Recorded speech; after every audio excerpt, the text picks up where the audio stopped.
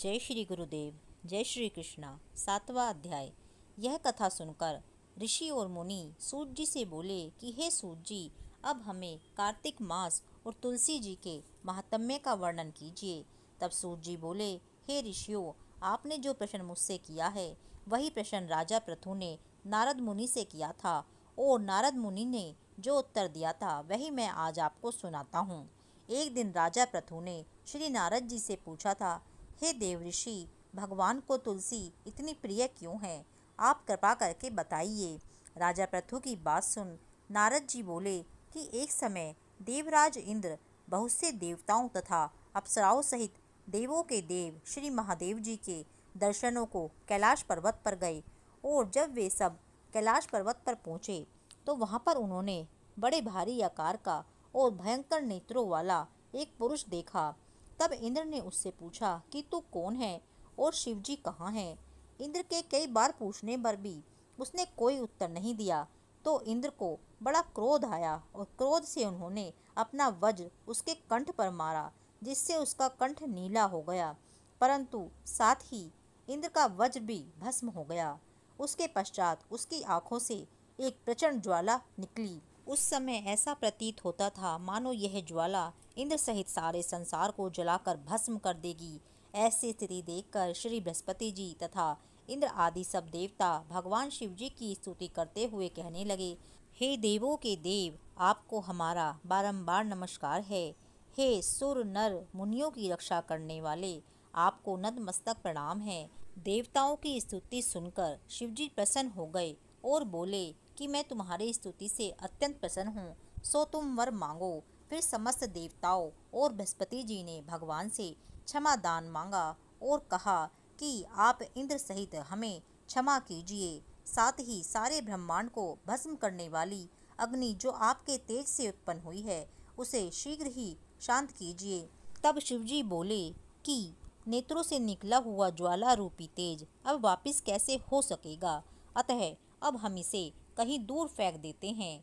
ऐसा कहकर भगवान भूतेश्वर ने उस अग्नि को समुद्र में फेंक दिया। सो वह अग्नि गंगा के संगम श्री गंगा सागर में जाकर गिरी और बालक रूप करके रोने लगी।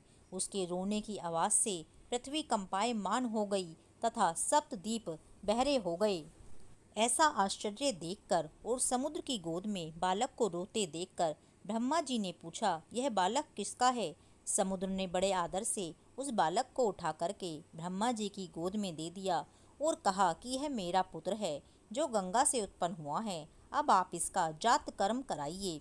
फिर उस बालक ने श्री ब्रह्मा जी की दाढ़ी पकड़कर बड़े जोर से मरोड़ी, जिसके मरोड़ने से ब्रह्मा जी के नेत्रों में आंसू भर आए।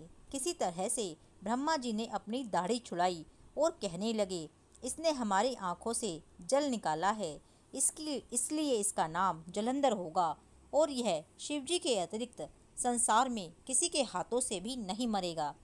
इसका कारण यह है कि यह शिवजी के अंश से उत्पन्न हुआ है। यह सुनते ही वह बालक युवा हो गया। तब ब्रह्मा जी ने शुक्राचार्य जी को बुलाकर उसका राज्याभिषेक कराया और ब्रह्मा जी अंतर्ध्यान हो गए। तब सिंधु राज ने कालनेमी की पुत्री वृंदा के साथ जलंधर का विवाह कर दिया। वृंदा अत्यंत सुंदरी थी और सारे ब्रह्मांड में प्रथम सती और पतिव्रता थी। परम सुंदर पत्नी पाकर जलंधर बहुत प्रसन्न था, अतएव आनंद से दिन व्यतीत करने लगा। जब जलंधर घर में आता तो वृंदा स्वयं अपने हाथों से पंखा झलती, पाद्य अर्घ्य तथा आचमन अर्पण करती। इस प्रकार वह अपने पति को नारायण समझकर उसकी सेवा किया करती थी। नारद जी बोले कि हे राजा पृथु, देवताओं के भय से भयभीत होकर जो सब दैत्य पाताल लोक में भाग गए थे, वे जलंधर को अभय पाकर पुनः पृथ्वी पर आकर निर्भय घूमने लगे।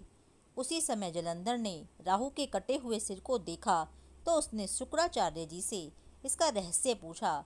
तब शुक्राचार्य जी ने समुद्र मंथन के समय देवताओं द्वारा रत्नों के चुराए जाने का समस्त वृतांत कह सुनाया।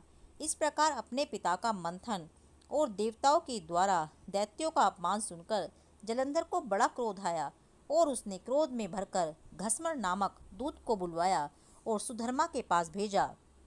उसने देवराज इंद्र की सभा में जाकर अभिमानवश न तो मस्तक झुकाया न नमस्कार किया। साथ ही गरज कर कहा कि दैत्य राज जलंधर ने जो कुछ कहला भेजा है सो सब कान खोल के सुन लो। उन्होंने कहा है कि मेरे पिता का मंथन करके जो 14 रत्न तुमने ले लिए हैं उन पर तुम्हारा कोई अधिकार नहीं है, अतः भला इसी में है कि वह सब हमको वापस लौटा दो। दूत के यह शब्द सुनकर इंद्र भयभीत हो गया और विस्मय के साथ बोला कि समुद्र हम सदैव ही हमारे शत्रु दैत्यों की रक्षा करता है, इसीलिए हमने उसको मत कर जो रत्न लिए हैं उन पर दैत्यों का कोई अधिकार नहीं है।